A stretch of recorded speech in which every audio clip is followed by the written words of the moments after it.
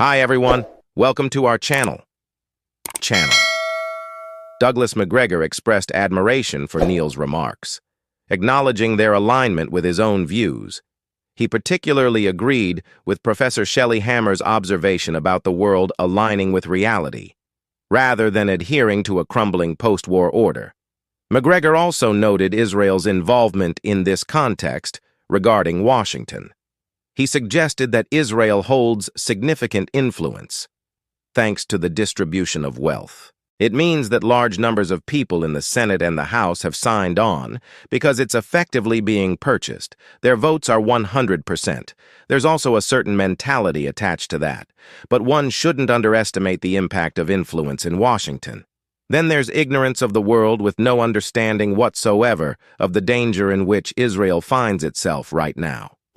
Israel initially aimed to destroy Hamas in theory, but it is now facing an increasingly united Islamic world. For the first time in 1,000 years, you have the Shiites and Sunnis united with one purpose: to halt Israel's actions and the violence unfolding. Instead of addressing this, the President of the United States has always responded politically. The situation is escalating, and this is something I think Netanyahu is heavily banking on. Israel, together with our military power, believes it will ultimately prevail. However, I consider this a serious mistake. Our army is smaller, and most of its combat power is unnecessarily deployed in places like Poland and Romania, as well as the Baltic states, which are poised to defend against Russia, despite Russia showing no intention of attacking Eastern Europe.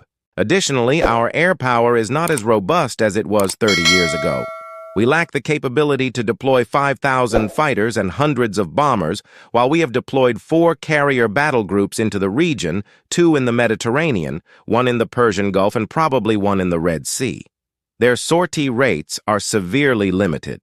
They have to travel long distances to deliver their bombs and ordnance. Quite frankly, they risk losing those ships. In other words, the technology has changed the way wars are fought. It has changed, and we haven't kept up with that. Finally, the President of the United States could end all of this very quickly. He could simply tell Mr. Name, "That's it. No further stop."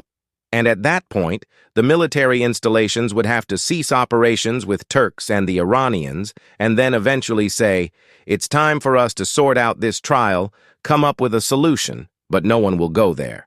Well, you just described a condition that afflicts Washington. Washington lives in the past. Washington lives perpetually in 1991. All you have to do is listen to the politicians, especially Name. He gave a speech the other night and made it sound as though we were on the threshold of World War II. We all have to mobilize. This is utter insanity. You don't live in The world of 1991 has long since passed. We are perhaps the greatest of the great powers. But we are not the only superpower. We are absolutely not the indispensable nation.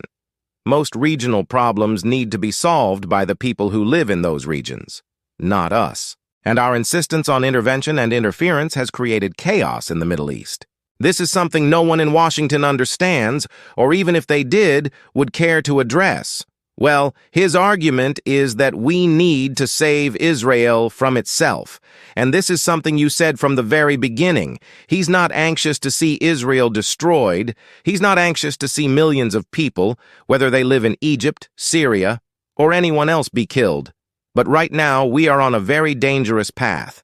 Let's be frank. The Arab states that surround Israel are not the same as they were 30 years ago or 50 years ago. In 1973, they have more technology and more capability.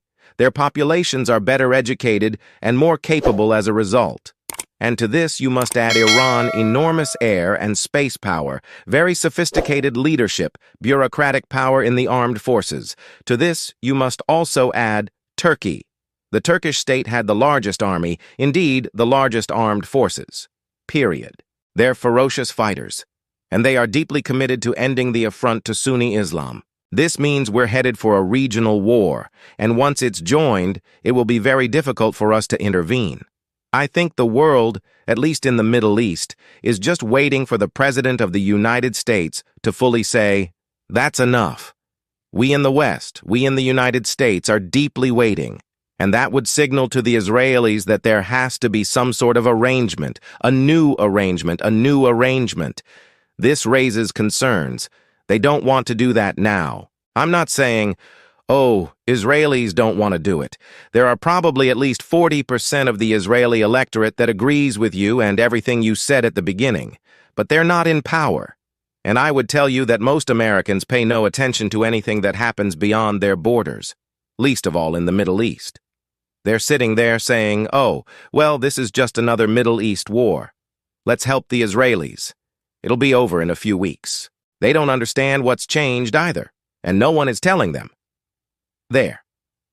I completely agree with the caller. I would maybe just add one wrinkle, and I think we'll find agreement there as well, which is, of course, that particularly for the Arab states, the Israel-Palestine conflict is also domestic interest for them. I mean, generally, I don't think that the government in Saudi Arabia or the government in Egypt really wants to go to war on behalf of us. But of course they know, as the caller correctly pointed out, that their population sees it differently. So they try now to tread, and I hope that they're successful. This brings us back to what we said before. Do we have politicians talented enough, skilled enough in diplomacy to make this happen, to thread this very fine needle, to allow Israel to respond, to counter, to satisfy that, let's say, the domestic current collusion in power in Israel, but at the same time not provoke the Arab street? So this is a very, very difficult thing to do. And yeah, if they make a misstep, this could be really, really troublesome. And there's a rather nice and very interesting point about Washington being stuck in 1991. And there are so many questions to be answered. I was talking to other people about Benjamin Netanyahu, and they said he's finished on this sort of basis. How did one of the best security forces in the world allow this to slip? And all sorts of speculations, all sorts of conspiracy theories come out as a result of it, wag the dog, start a war to unite people, and so on and so forth. You need to look at this. But remember, there are human lives at the end of it. And I think in amongst all this narrative, that's the problem. And the poison that we see in social media is now spilling out onto the streets. I doubt it. Washington is a very strange place. First of all, think of Washington as this impenetrable bubble.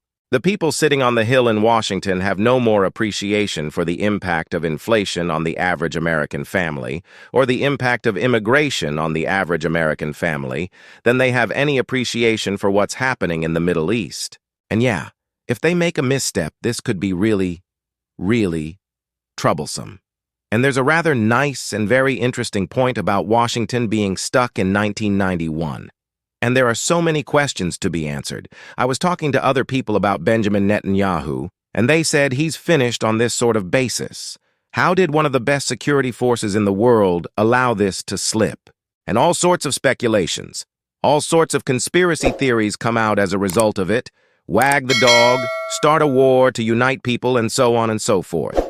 You need to look at this. But remember, there are human lives at the end of it. And I think, in amongst all this narrative, that's the problem. And the poison that we see in social media is now spilling out onto the streets.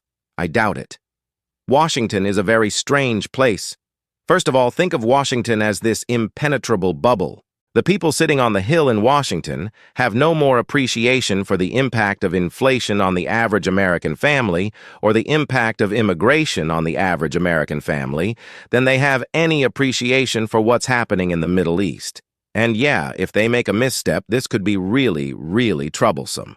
And there's a rather nice and very interesting point about Washington being stuck in 1991.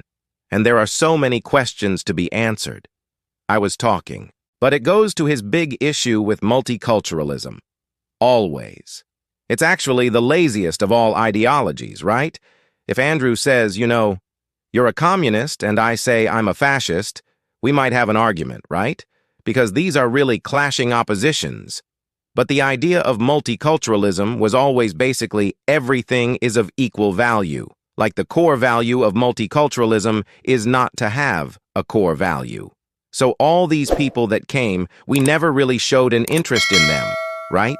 The idea was, Whatever they bring, it doesn't matter their values, my values, it's all the same. And as he says, we completely ignore it. We still ignore many of those groups don't like each other, right? So we just import the clash between the quote-unquote white British population and older and immigration. It's also among immigration groups. He thinks it began in the aftermath of the Second World War, and it's gotten progressively worse over the years. And unfortunately, this sense of superpower uniqueness in the 1990s simply accelerated the problem, and now none of it is true. Americans are not stupid people. They're looking at immigration, and they're waking up to a nightmare. They're saying, well, wait a minute. These people haven't come here to become Americans. Well, of course not.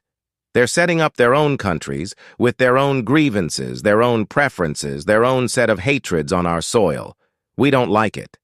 We don't want it. Well, it's here. And the question that he continues to ask is, where have you been? Well, people were asleep. They were too busy watching television, too busy enjoying the good life, and they were dismissing problems out of hand, and they listened to the propaganda. If you raise questions, well, must be a bigot. If you don't like something, you're an anti-Semite. On and on and on and on. And Americans are not any of those things by nature. In fact, he thinks we're shamelessly tolerant, something which he blames in part the British for. We're too damn tolerant.